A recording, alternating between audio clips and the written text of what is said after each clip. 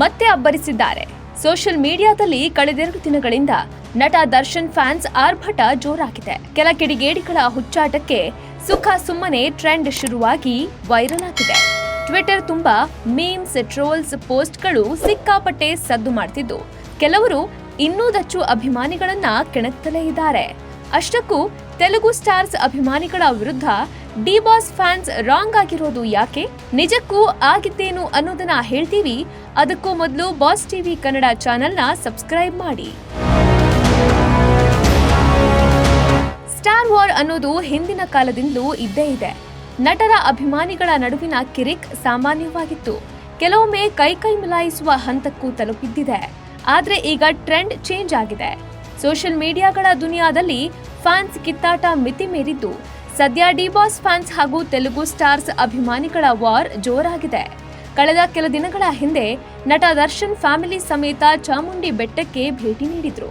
ಅದಕ್ಕೆ ಸಂಬಂಧಿಸಿದ ವಿಡಿಯೋವನ್ನ ದರ್ಶನ್ ಅಭಿಮಾನಿಯೊಬ್ರು ಹಂಚಿಕೊಂಡಿದ್ರು.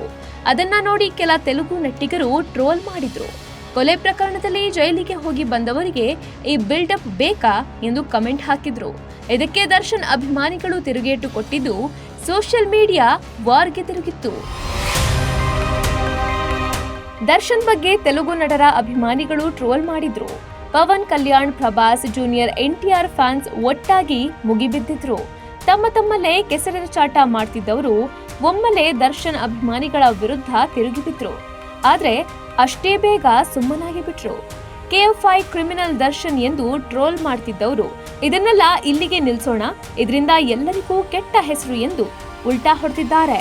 ಮುಖ್ಯವಾಗಿ ಪವನ್ ಕಲ್ಯಾಣ್ ಅಭಿಮಾನಿಗಳು ರಾಜಿಗೆ ಮುಂದಾಗಿದ್ದಾರೆ. ಪವನ್ ಕಲ್ಯಾಣ್ ನಟನೆಯ ಹರಿಹರ ವೀರಮಲ್ಲು ಸಿನಿಮಾ ಜುಲೈ 24ಕ್ಕೆ ತೆರೆಗೆ ಬರಲಿದೆ.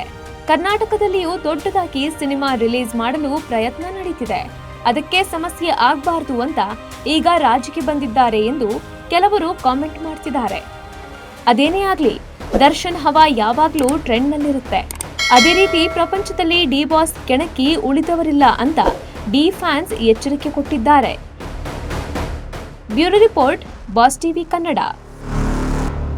ಲೇಟೆಸ್ಟ್ ಹಾಗೂ ಇಂಟ್ರೆಸ್ಟಿಂಗ್ ಸುದ್ದಿಗಳಿಗಾಗಿ ಬಾಸ್ ಟಿವಿ ಕನ್ನಡ ಚಾನೆಲ್ನ ಸಬ್ಸ್ಕ್ರೈಬ್ ಮಾಡಿ. ಹಾಗೆಯೇ ಬೆಲ್ ಐಕಾನ್ ಪ್ರೆಸ್ ಮಾಡಿ. ಇದರ ಜೊತೆಗೆ ಫೇಸ್ಬುಕ್, ಇನ್ಸ್ಟಾಗ್ರಾಮ್, ಎಕ್ಸ್ನಲ್ಲೂ ಮಿಸ್ ಮಾಡದೆ ಫಾಲೋ ಮಾಡಿ.